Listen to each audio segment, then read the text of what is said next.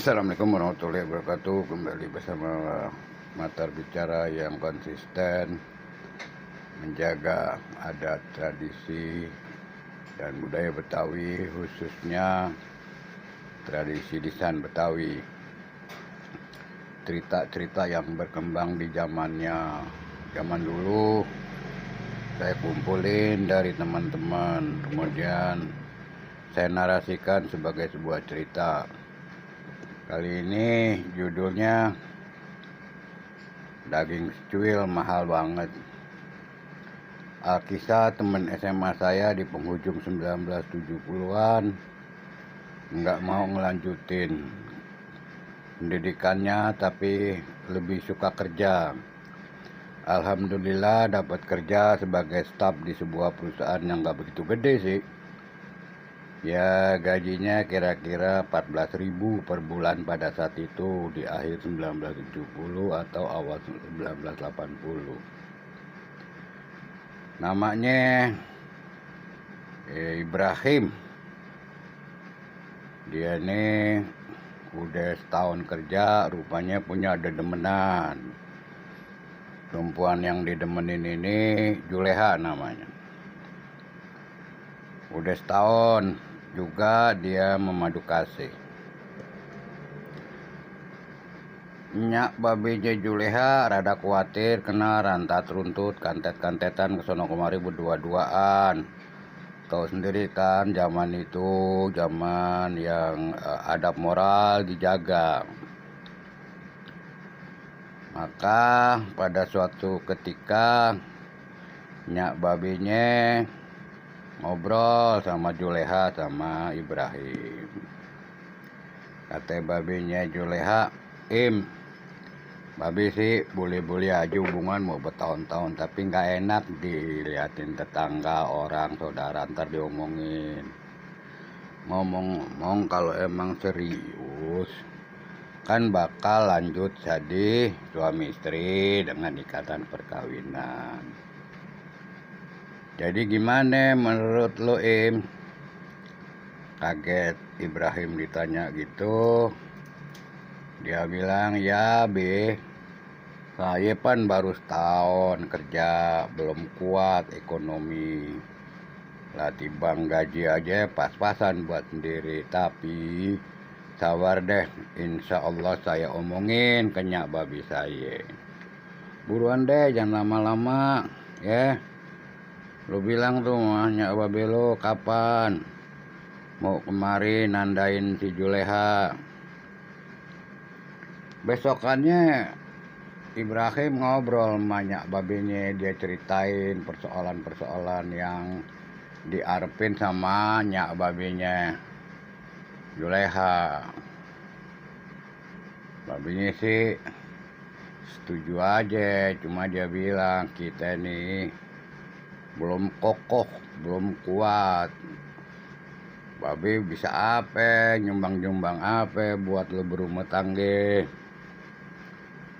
Terus kudu dipikirin, rumah tangga bukan sehari dua hari sampai mati. Lo juga kan tahu berapa sih gaji lo, ya kan? Bang cuman 12.000 apa sebulan ya.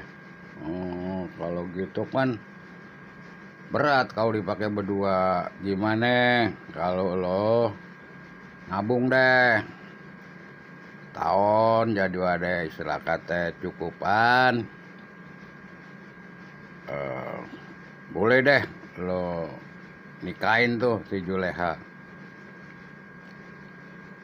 Ya bi, kalau kata babein Juleha sih nggak usah ribet-ribet, nggak usah pesta-pestaan, nggak usah ria-riaan. Cukup nikah, panggil orang, kemudian sah. Katanya sih itu yang kamar yang jelek di bagian belakang itu mau dirapiin buat saya sama Juleha tinggal nantinya. Babinya bilang urusan tuh urusan nanti. Urusan sekarang tuh gimana caranya supaya lu sanggup nikahin si Juleha. Pikirin deh seminggu, 2 minggu, sampai sebulan. Setelah Ibrahim jelasin kepada babenya Juleha, tapi pikirannya Ibrahim ini berat banget, kelihatan banget badannya kurus mikirin masalah ini. Lewat sebulan itu nyanya perhatiin, dia bilang sama lakinya, lihat tuh Ibrahim kurus mikirin mau kawin. Ya kalau ayah sih ada lah tibang-tibang 5 gram emas tuh kita jual buat ngelamar. Babenya Ibrahim bilang ya terserah, omongin aja. Sepakat nggak, setuju nggak kayak cara itu. Akhirnya Ibrahim dipanggil dan diceritain begini. Segar tuh pikir tampang Ibrahim, cerah, dan harapannya makin dekat katanya. Ya pada saat kunjungin rumah Juleha, dia bilang, nyak babi saya setuju, cuman tahu sendiri apa adanya, saya belum punya apa-apa, belum bisa ngasih apa-apa. Makanya babi saya nanya, kira-kira mas kawin sama bebawaan berapa yang mesti saya kasih sama Julehe, kata. Babinya bilang, ya kita sih nggak repot-repot deh. Ya mahar mas kawin sama bawaan cukup deh 500.000. Kaget Ibrahim, duit zaman itu 500 gede banget, gede. Ya enggak. Jadi dia pulang. Besokannya lagi pada santai Ibrahim cerita, saya udah omongin semua, kata Babe Juleha, nggak usah deh terlalu gede-gede, terlalu ini itu, bawa-bawaan dan macem-macem. Terus berapa yang dia minta buat ngehalalin tuh si Julehe? Kata babenya sih, mahar sama bawaan cukup deh 500.000. Babenya mendelik,